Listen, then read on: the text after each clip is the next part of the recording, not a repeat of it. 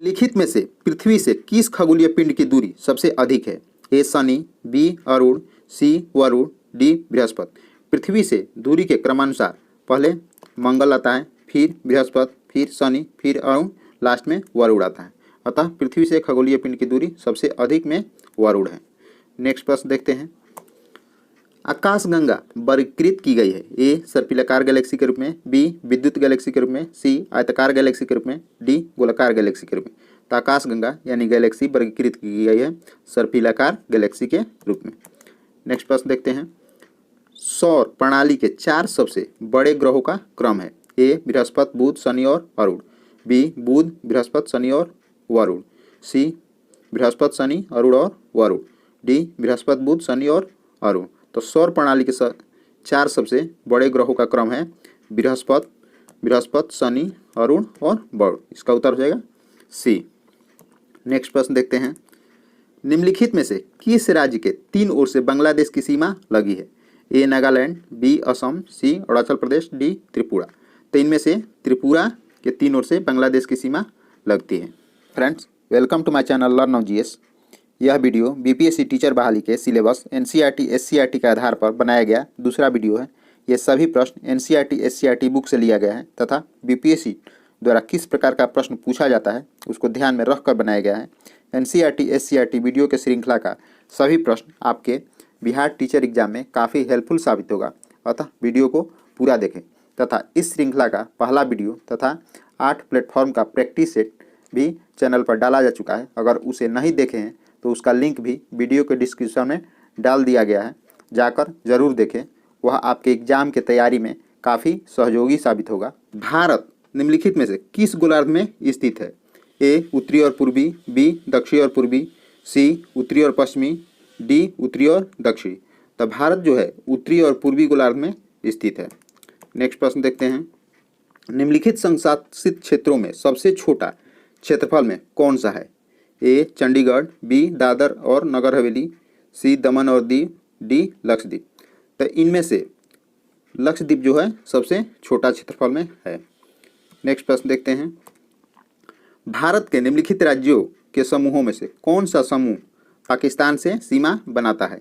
ए जम्मू एवं कश्मीर, हिमाचल प्रदेश, पंजाब एवं राजस्थान। तो हिमाचल प्रदेश इसमें नहीं बनाता इसलिए कट जाएगा। बी में देखते हैं पंजाब, जम्मू कश्मीर, राजस्थान, गुजरात। तो इसमें सभी सीमा बनाते हैं, पंजाब भी, जम्मू कश्मीर भी, राजस्थान भी, गुजरात भी। तो यह भी हो जाएगा। नेक्स्ट देखते हैं पंजाब, हरियाणा। तो हरियाणा नहीं बनाता, ये भी कट जाएगा। पंजाब, हिमाचल प्रदेश भी नहीं बनाता तो ये भी कट जाएगा, इसलिए इसका उत्तर हो जाएगा बी। नेक्स्ट प्रश्न देखते हैं। पश्चिम बंगाल की सीमा कितने देशों के साथ लगती है? ए 1, बी 2, सी 3, डी 4। तो पश्चिम बंगाल की सीमा 3 देशों से लगती है। इसमें बांग्लादेश, उसके बाद भूटान तथा नेपाल, इन 3 देशों से पश्चिम बंगाल की सीमा लगती है। नेक्स्ट प्रश्न देखते हैं। किस देश के साथ भारत की सबसे लंबी अंतर्राष्ट्रीय सीमा स्पर्श करती है? ए नेपाल, बी पाकिस्तान, सी चीन, डी बांग्लादेश। तो भारत की सबसे लंबी अंतर्राष्ट्रीय सीमा बांग्लादेश से लगती है 4096 किलोमीटर तथा सबसे कम अफगानिस्तान से लगती है 106 किलोमीटर। नेक्स्ट प्रश्न देखते हैं। भारत का सुदूरस्थ दक्षिणी बिंदु है? ए कन्याकुमारी, बी रामेश्वरम, सी इंदिरा पॉइंट, डी पॉइंट केलीमर। तो भारत का सुदूरतम दक्षिणी बिंदु इंदिरा पॉइंट है, जो कि अंडमान निकोबार द्वीप समूह में स्थित है। नेक्स्ट प्रश्न देखते हैं। लेखांकन वर्ष के दौरान किसी देश के घरेलू क्षेत्र में उत्पादित सभी वस्तुओं और सेवाओं का मूल्य कहा जाता है? ए जीएनआई, बी सकल घरेलू उत्पाद, सी एनएनपी, डी सकल राष्ट्रीय उत्पाद। तो लेखांकन वर्ष के दौरान किसी देश के घरेलू उत्पाद में क्षेत्र में उत्पादित सभी वस्तुओं और सेवाओं का मूल्य सकल घरेलू उत्पाद यानी जीडीपी कहा जाता है। नेक्स्ट प्रश्न देखते हैं। राष्ट्रीय आय में वृद्धि के साथ साथ अर्थव्यवस्था पर क्या प्रभाव पड़ता है? ए प्राथमिक क्षेत्र का अंश बढ़ता जाता है, बी द्वितीय क्षेत्र का अंश कम होता जाता है, सी सेवा क्षेत्र का अंश बढ़ता जाता है, डी सेवा क्षेत्र का अंश कम होता जाता है। राष्ट्रीय आय में वृद्धि के साथ साथ सेवा क्षेत्र का अंश बढ़ता जाता है। नेक्स्ट प्रश्न देखते भारत में सर्वप्रथम राष्ट्रीय आय का आकलन किसने किया था? ए दादा भाई नौरोजी ने, बी आर.सी. दत्त ने, सी B.K.R.V. राव ने, डी D.R. गॉडगिल ने। तो भारत में सर्वप्रथम राष्ट्रीय आय का आकलन दादा भाई नौरोजी ने अपनी पुस्तक poverty and on British rule in India में किया था। उस समय 20 रुपया प्रति व्यक्ति का आय निश्चित किया था दादा भाई नौरोजी ने। नेक्स्ट प्रश्न देखते हैं, भारत की राष्ट्रीय आय की गणना में उत्पन्न होने वाली एक प्रमुख समस्या है। ए अल्प रोजगार, बी मुद्रास्फीति, सी असंगठित क्षेत्र, डी उपयुक्त में से कोई नहीं। तो भारत की राष्ट्रीय आय की गणना में उत्पन्न होने वाली सबसे प्रमुख समस्या असंगठित क्षेत्र है, यानी यहाँ कृषि में सबसे ज़्यादा लोग लगे हुए हैं, जिसके चलते यहाँ राष्ट्रीय आय गणना करने में समस्या उत्पन्न होती है। नेक्स्ट प्रश्न देखते हैं, शुद्ध घरेलू उत्पाद यानी NDP प्राप्त किया जाता है। ए सकल घरेलू उत्पाद में मूल्यह्रास जोड़कर, बी सकल राष्ट्रीय उत्पाद में मूल्यह्रास घटाकर, सी सकल घरेलू उत्पाद में मूल्यह्रास घटाकर, डी सकल राष्ट्रीय उत्पाद में मूल्यह्रास जोड़कर। तो शुद्ध घरेलू उत्पाद यानी NDP प्राप्त किया जाता है सकल राष्ट्रीय उत्पाद में मूल्यह्रास घटाकर। लाहौर षड्यंत्र कांड में निम्नलिखित में से किस क्रांतिकारी को फांसी नहीं हुई थी? ए बटुकेश्वर दत्त, बी सुखदेव, सी सरदार भगत सिंह, डी राजगुरु। तो लाहौर षड्यंत्र कांड में बटुकेश्वर दत्त की फांसी नहीं हुई थी, जबकि काला पानी की सजा हुई थी अंडमान निकोबार में, जबकि सुखदेव, भगत सिंह तथा राजगुरु को फांसी दी गई थी 23 मार्च 1931 को। नेक्स्ट प्रश्न देखते हैं, किसने सचिंद्रनाथ सन्याल द्वारा स्थापित हिंदुस्तान रिपब्लिकन एसोसिएशन का नाम बदलकर हिंदुस्तान सोशलिस्ट रिपब्लिकन एसोसिएशन कर दिया था? A Ras Bihari Bose, B Batukeshwar Dutt, C Sardar Bhagat Singh, D Chandrashekhar Azad. तो हिंदुस्तान रिपब्लिकन एसोसिएशन का नाम बदलकर Hindustan Socialist Republican Association Chandrashekhar Azad द्वारा कर दिया गया था। नेक्स्ट प्रश्न देखते हैं, कामागाटामारू क्या था?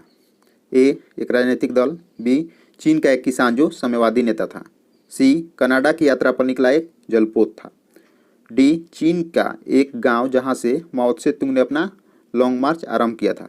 तो कामागाटामारू कनाडा की यात्रा पर निकला एक जलपोत था। नेक्स्ट प्रश्न देखते हैं, निम्नलिखित में से खिलाफत आंदोलन का परिणाम क्या था? ए हिंदू मुस्लिम मतभेदों में कमी हुई, बी भाषा की समस्या तीव्र हुई, सी हिंदू मुस्लिम दंगे बढ़े, डी हिंदुओं को दबाया गया। तो खिलाफत आंदोलन का परिणाम हिंदू मुस्लिम मतभेदों में कमी हुई है। नेक्स्ट प्रश्न देखते हैं, निम्नलिखित घटनाएं किस कालानुक्रम में घटित हुई? एक चौरी चौरा की घटना, दो जलियांवाला बाग हत्याकांड, तीन रॉलेट सत्याग्रह, चार चंपारण सत्याग्रह।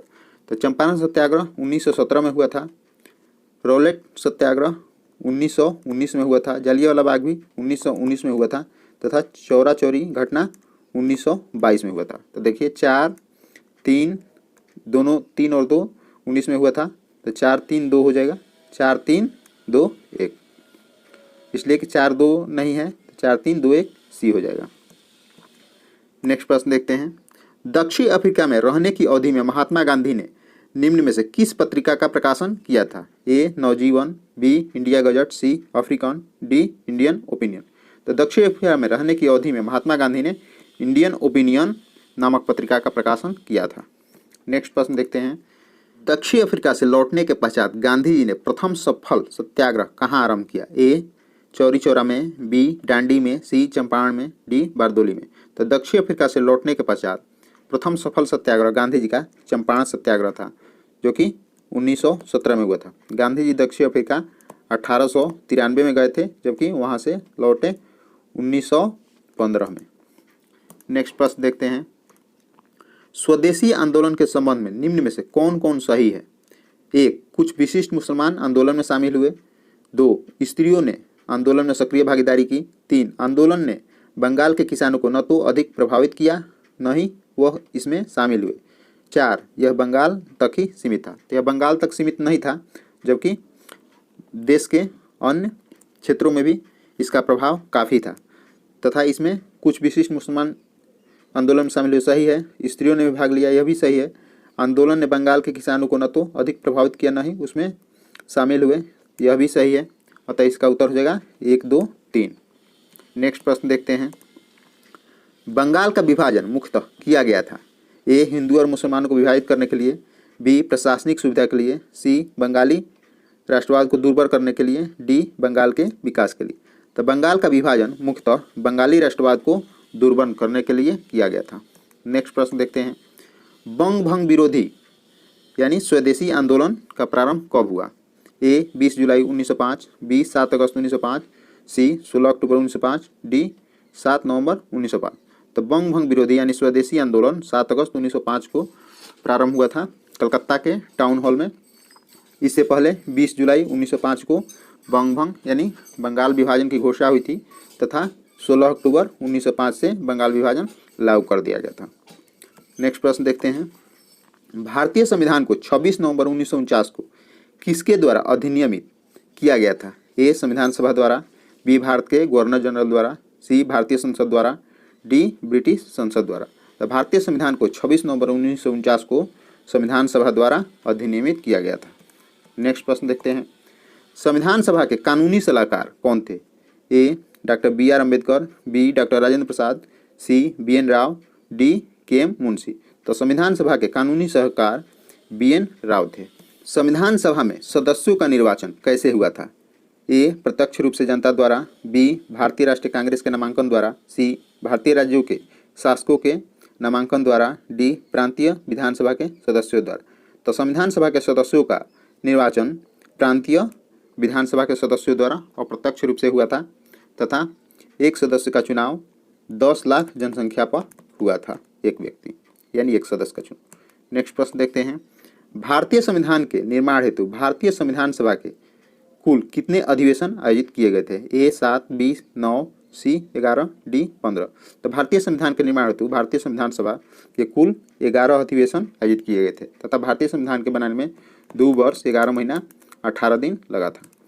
नेक्स्ट प्रश्न देखते हैं, संविधान सभा के समक्ष संविधान की प्रस्तावना किसने प्रस्तुत की? ए जवाहरलाल नेहरू ने, बी डॉक्टर BR अम्बेडकर ने, सी BN राव ने, डी महात्मा गांधी ने।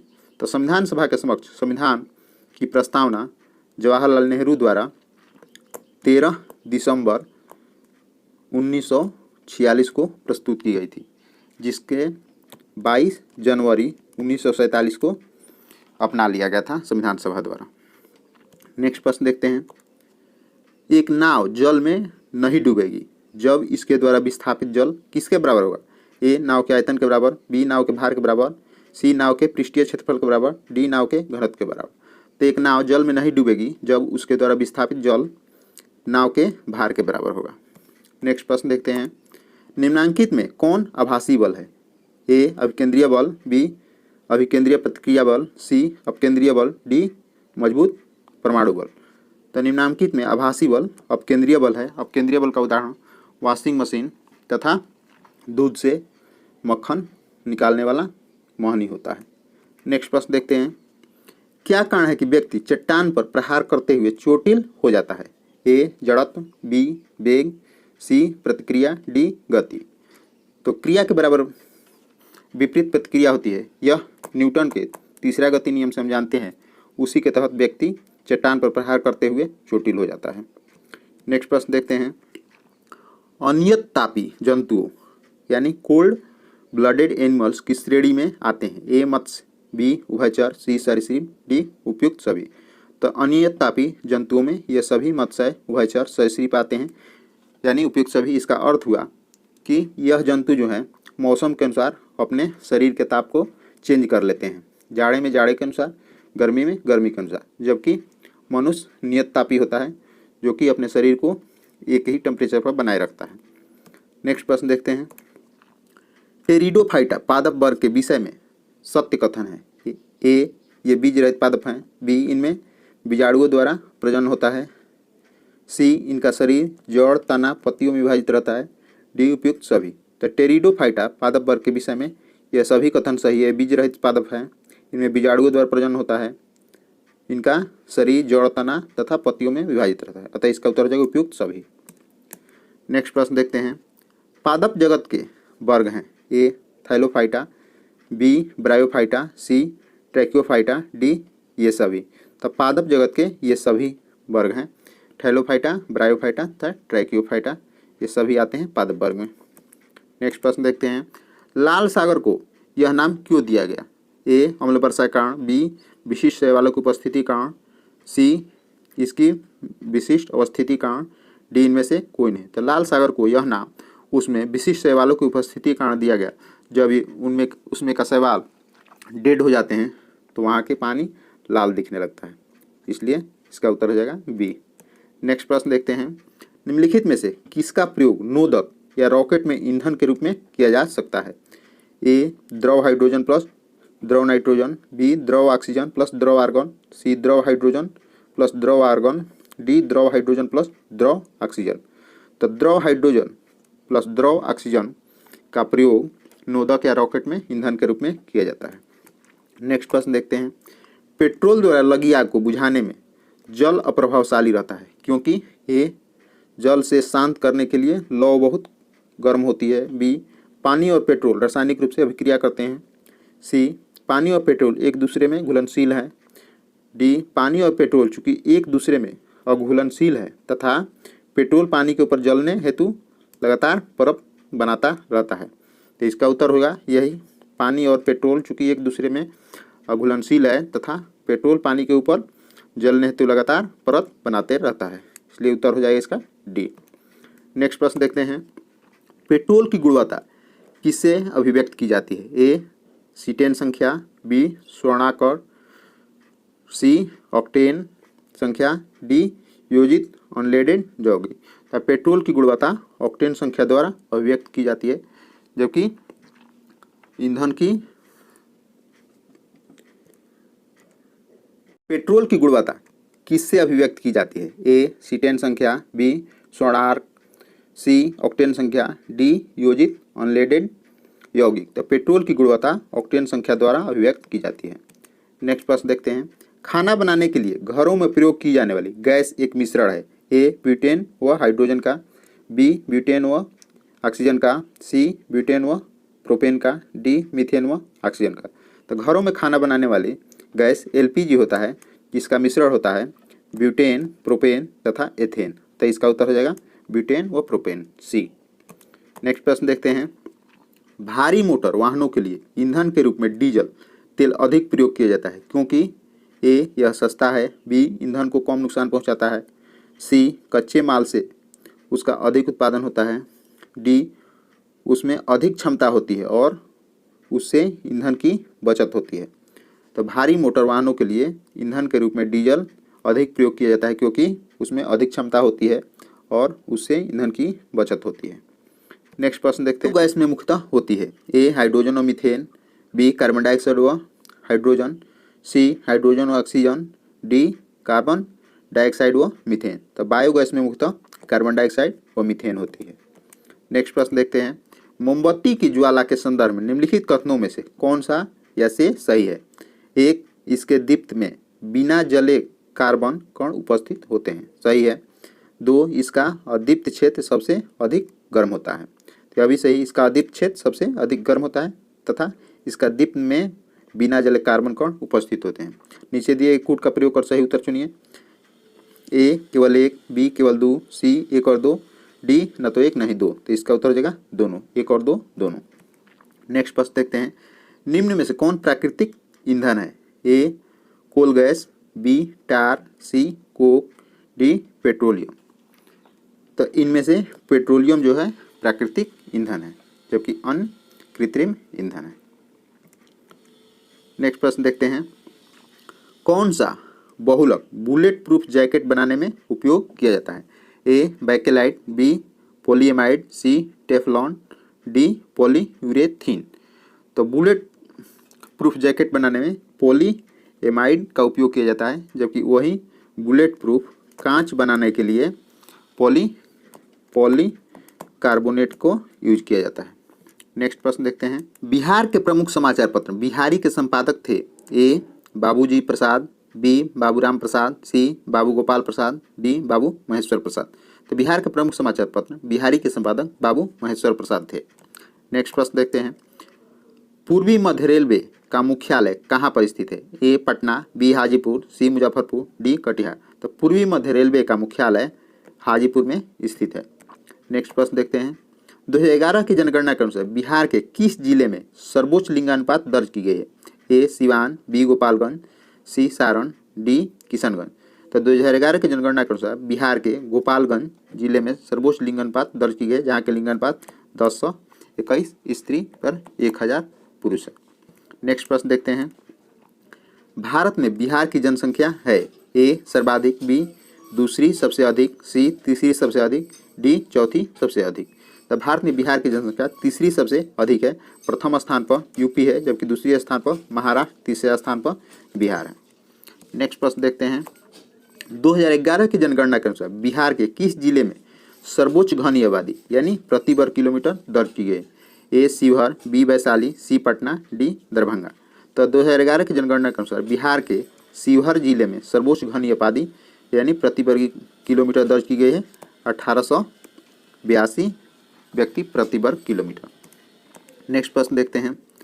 बिहार में प्रवाहित होने वाली निम्न नदियों में से उत्तर की ओर प्रवाहित होने वाली कौन सी है? उत्तर की ओर कह रहा है, यानी दक्षिण से उत्तर। तो देखते हैं, बागमती उत्तर से दक्षिण, कमला उत्तर से दक्षिण, कोसी भी उत्तर से दक्षिण, तो गंडक भी उत्तर से दक्षिण प्रवाहित होती है, जबकि यह कह रहा है उत्तर की ओर यानी दक्षिण से उत्तर। तो इसमें दक्षिण से उत्तर कोई भी नदी प्रवाहित होने वाली नहीं है, इसलिए इसका उत्तर है उपयुक्त में से कोई नहीं। नेक्स्ट प्रश्न देखते हैं। बिहार के किस जिले में गंगा नदी सबसे लंबी है? ए भागलपुर, बी कटिहार, सी पटना, डी बेगूसराय। तो बिहार के पटना जिले में गंगा नदी सबसे लंबी है। नेक्स्ट प्रश्न देखते हैं। बिहार राज्य में गंगा के किनारे स्थित जिलों की संख्या है? ए 21, बी 17, सी 12, डी 6। तो बिहार राज्य में गंगा के किनारे स्थित जिलों की संख्या 12 है। नेक्स्ट प्रश्न देखते हैं। बिहार के निम्न प्रशासनिक विभागीय जोड़ों में से किस जोड़े से गंगा नदी नहीं बहती है? ए दरभंगा मुंगेर से बहती है, बी पूर्णिया भागलपुर से भी बहती है, सी तिरहुत सारण से भी बहती है, डी कोसी मगध से यानी मगध से नहीं बहती, इसलिए इसका उत्तर हो जाएगा कोसी मगध। नेक्स्ट प्रश्न देखते हैं। बिहार के निम्न हिस्सों में से कौन सा हिस्सा भूतात्विक दृष्टि से अपेक्षाकृत पुराना है? ए रोहतास पठार, बी उत्तर पश्चिमी पहाड़ियाँ, सी खड़गपुर पहाड़ियाँ, डी उत्तर गंगा मैदान। तो खड़गपुर पहाड़ियाँ जो है भूतात्विक दृष्टि से अपेक्षाकृत सबसे पुराना है। इस तरह यह NCERT पर आधारित दूसरा प्रैक्टिस सेट खत्म हुआ। अगर वीडियो अच्छा लगा हो तो वीडियो को लाइक एंड शेयर करें, तो चैनल पर नए हो तो चैनल को सब्सक्राइब कर लें। इससे पहले जो वीडियो डाला गया है उसको डिस्क्रिप्शन में लिंक दे दिया गया है, वहाँ से जाकर अगर नहीं देखे हो तो देख सकते हैं।